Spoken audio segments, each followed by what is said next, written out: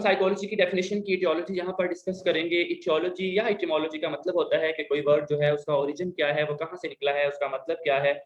तो हम साइकोलॉजी की जब इटियोलॉजी का ज़िक्र करते हैं कि जो टर्म या वर्ड साइकोलॉजी है उसका मतलब क्या होता है, तो टर्म या वर्ड साइकोलॉजी 2 ग्रीक वर्ड से निकला है।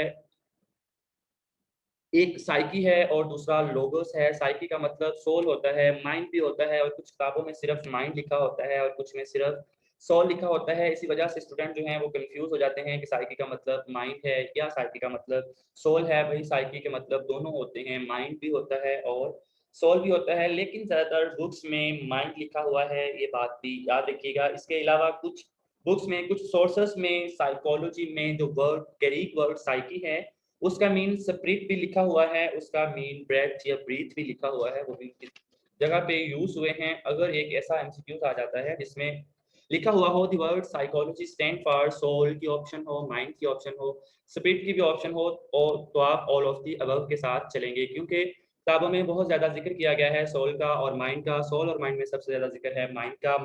माइंड और सोल के अलावा स्पिरिट और ब्रीथ का भी ज़िक्र किया गया है। इसके बाद जो दूसरा वर्ड है लोगोस, लोगोस का मतलब टू स्टडी मतालिया करना, नॉलेज भी होता है, रीज़निंग भी हो सकता है। अब हम बचपन से लोगोस का मतलब स्टडी पढ़ा होता है, नॉलेज और रीज़निंग नहीं पता।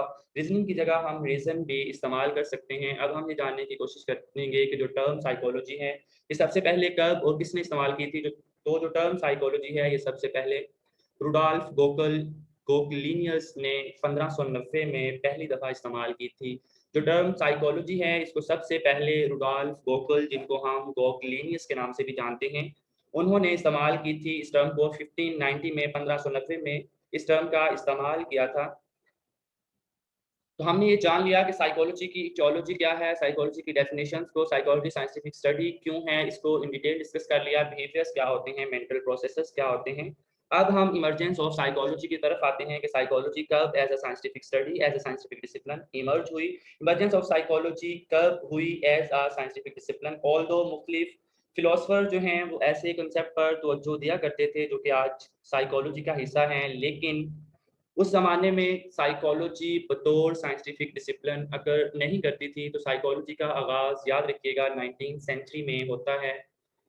जो इमर्जेंस ऑफ साइकोलॉजी है, it happened in 19th century, 19वीं सदी में आगाज़ होता है साइंटिफिक साइकोलॉजी का, तब जब विल्हम वुंट नामी शख्स 1879 में साइकोलॉजी की पहली लैबोरेटरी बनाता है जर्मनी में और वो लैबोरेटरी असल में बनती है एक यूनिवर्सिटी में, यूनिवर्सिटी ऑफ लेप्सिंग। तो 1879 में विल्हम वुंट ने यूनिवर्सिटी ऑफ लेप्सिंग जर्मनी में साइकोलॉजी की पहली लैबोरेटरी बनाई।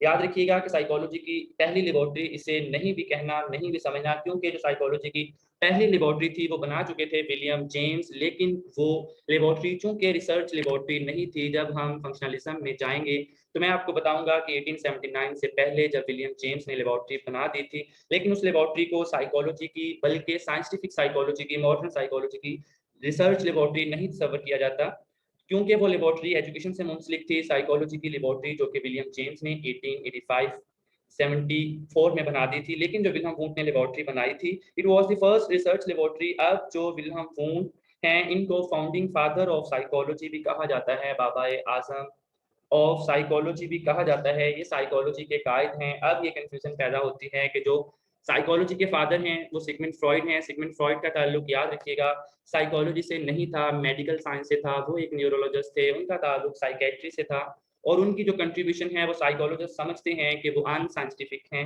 तो जब अनसाइंटिफिक उनकी कंट्रीब्यूशन है, तो वो साइंटिफिक साइकोलॉजी के फाउंडिंग फादर कैसे हो सकते हैं?